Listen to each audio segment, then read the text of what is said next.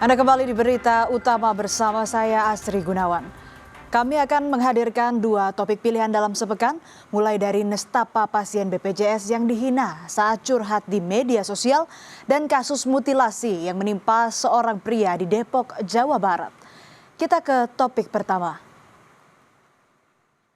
8 jam bukan sekadar hitungan waktu saat seorang pasien harus menunggu ruang inap di tengah kondisi yang kian melemah. Lewat media sosialnya, Yurizal, seorang pasien BPJS, mencoba menyampaikan keluh kesahnya, berharap ada yang mendengar di balik layanan kesehatan yang seharusnya memberikan rasa aman.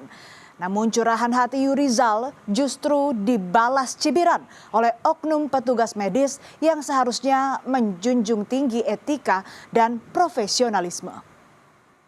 Jika seorang nakes yang seharusnya menjadi garda terdepan di rumah sakit justru mencibir, lalu siapa sebenarnya yang harus bertanggung jawab? 8 jam belum dapat ruangan, gak mau spill RS-nya soalnya gue pakai BPJS. Lewat kalimat sederhana, ia mengungkapkan kegelisahannya di media sosial. Beragam tanggapan mengalir, ada yang bersimpati, ada pula yang membagikan pengalaman serupa hingga memicu diskusi panjang.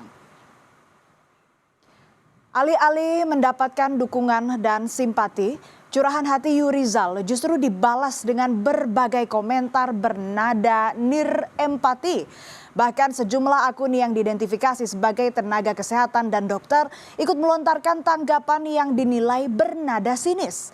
Reaksi itu pun memperpanjang perbincangan di dunia maya dan memunculkan perdebatan tentang empati di tengah keluhan seorang pasien BPJS. Kabar duka pun datang menyelimuti. 8 hari setelah mengunggah curahan hatinya di media sosial, Yurizal dinyatakan meninggal dunia.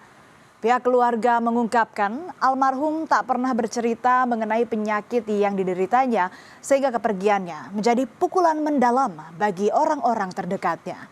Semasa hidup, Yurizal dikenal aktif sebagai Master of Ceremony atau MC, khususnya untuk acara pernikahan dengan sosok yang hangat, ramah, dan mudah akrab dengan siapa saja.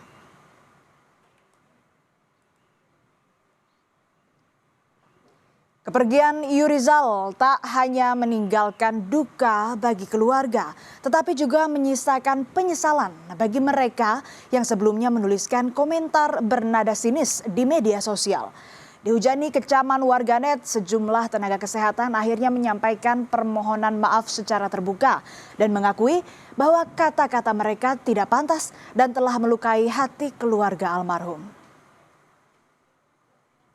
Permintaan maaf dan penyesalan saya yang sebesar-besarnya terhadap sikap dan tindakan saya di sosial media tweets yang telah menyinggung dan menyakiti almarhum Yurizal beserta keluarga.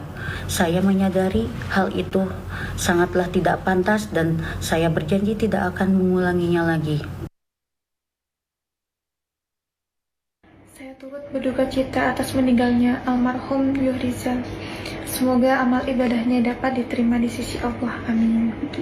Yang kedua, saya mengucapkan permohonan maaf yang sebesar-besarnya kepada pihak keluarga dari almarhum Yurizal atas utas saya yang menambah beban emosional dan luka pada keluarga. Saya menyadari kesalahan saya dan ketidakprofesionalan saya sebagai tenaga kesehatan.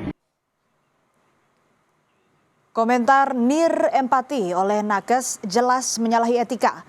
Namun kondisi ini tak bisa dilepaskan dari persoalan sistem kesehatan yang masih belum sehat.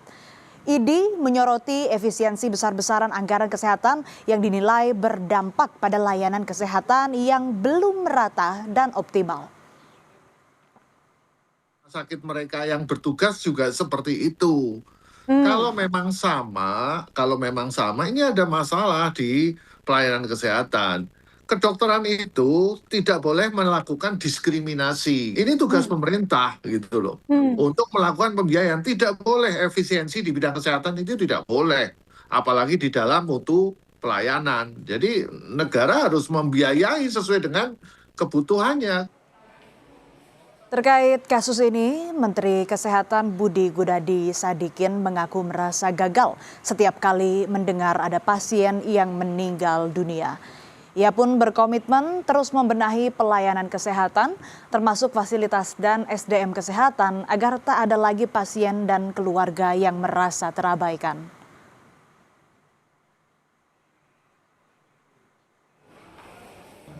Jadi setiap ada yang meninggal itu hati saya sedih.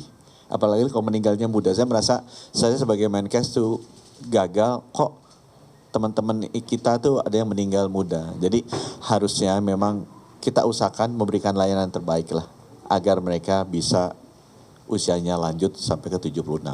Kekurangan itu ada, itu yang harus kita perbaiki. Baik di fasilitas kesehatannya, di alat-alat kesehatannya, maupun di SDM kesehatannya.